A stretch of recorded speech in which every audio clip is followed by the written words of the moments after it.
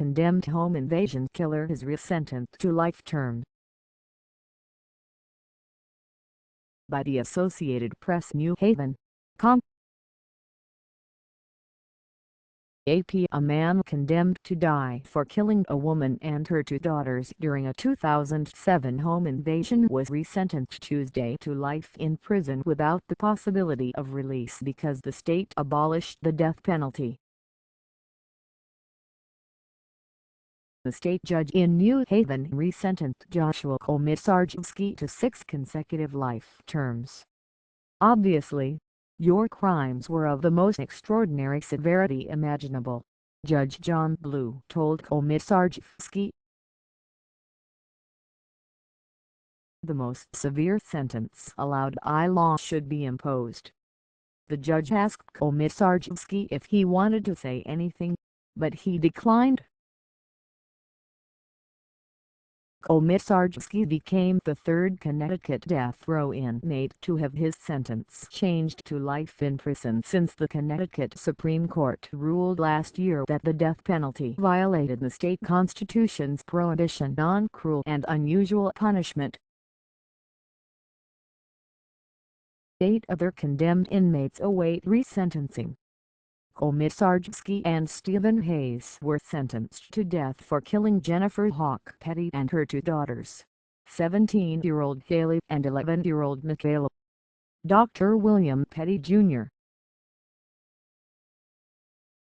Hawke-Petit's husband and the girl's father, was severely beaten but survived. Hayes was resentenced last month to life in prison. The Petit family chose not to attend the hearing Tuesday because they had nothing to add to their remarks at the first sentencing of Komisarjevsky in 2012, prosecutor Gary Nicholson said. "July 23, 2007, was our personal Holocaust drive." Petit said the day Komisarjevsky was sentenced to death, "The Holocaust caused by two who are completely evil and actually do not comprehend what they have done." Petit, now running for a seat in the state legislature, opposed abolition of Connecticut's death penalty. Komisarjevsky's lawyers had worked to spare him the death penalty by describing sexual abuse he endured as a child. The jury and the judge, who had been subjected to grim evidence including pictures of charred beds, rope used to tie up the family and autopsy photos, were unmoved. One of Komisarjevsky's lawyers, Jeremiah Donovan, said after Tuesday's hearing that the state Supreme Court's abolishment of the death penalty last year was one of the most remarkable experiences of my life and that he and fellow defense attorneys were overjoyed knowing their client wouldn't be executed. "Josh is not a mad dog killer," Donovan said. "He's a deeply troubled kid with lots of potential." Komisarjevsky's appeal of his convictions remains pending.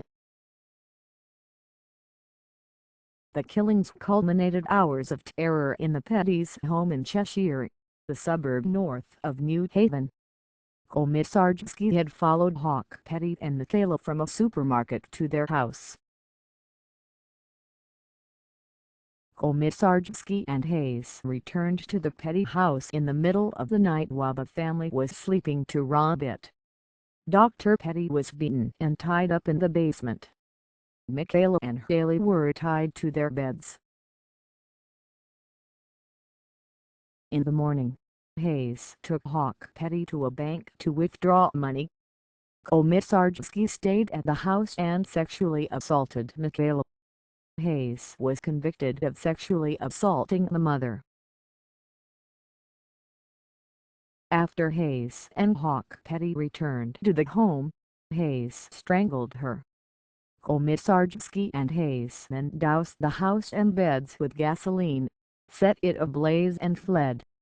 They were caught after crashing the Petit's car into police cruisers.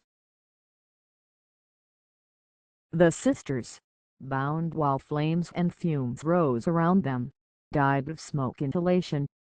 Dr. Petit survived after escaping the basement while the house was on fire.